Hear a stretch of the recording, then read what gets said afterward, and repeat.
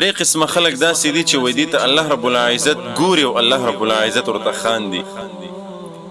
دا صحیح حدیث دی، نبی علیہ السلام فرمایي چې درې قسمه خلق داسې دي چې دی ته الله رب العزت ګوري او الله رب العزت د خپل شان مناسب الله رب العزت ورته خاندي کما یلیک بشانه. الله اکبر. څومره خوش قسمت هغه خلق دی. واورئ کم خلق دي.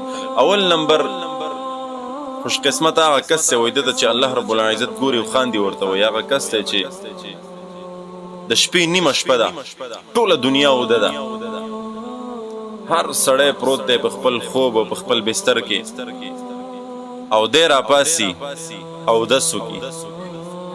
اوس الله رب العزت ورته ګوري او خاندي. اودس وکړي او راشي الله رب العزت ته ودرېږي او تهجد نیت وتړي الله ته ودرېږي او الله رب العزت ته دعاګانې د الله په عبادت کې مصروف شي. دا وخت خدا سي وخت دی چې دنیا لګیا دی پرته ده په خوبونو کې او دی راپاسي او الله ته ودرېږي.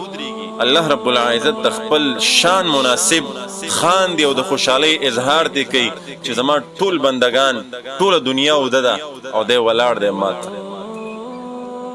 نو لہذا د تهجد بحث نه چړم چې په تهجد باندې الله رب العزت څه ورکوي.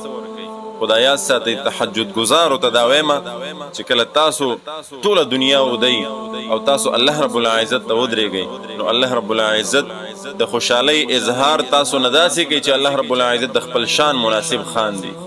الله رب العزت زموږ او ستاسو نصیب کړي. او دویم کله چې مسلمانان منځونو ته ودرېږي او دی صفونه برابرئ. نن سبا خو هغه سیستم ختم دی، بسر سړی راځي چې د کم ځینې سب جوړ کړو کم ځینې ودرېدلو.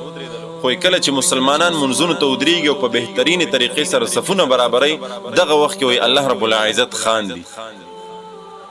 د خوشحالۍ اظهار کوي د خپل شان مناسب څنګه چې د الله شان دی الله رب العزت دغه بندگانو ته ګوري او خاندي. نو مونږ ته چې کله ودرېږي د صفونو اهتمام کوي. شریعت په دې باندې ډېر زور ورکړی دی. حدیث مبارک کې راځي لتسون صفوفکم او لیخالفن الله بین وجوهکم.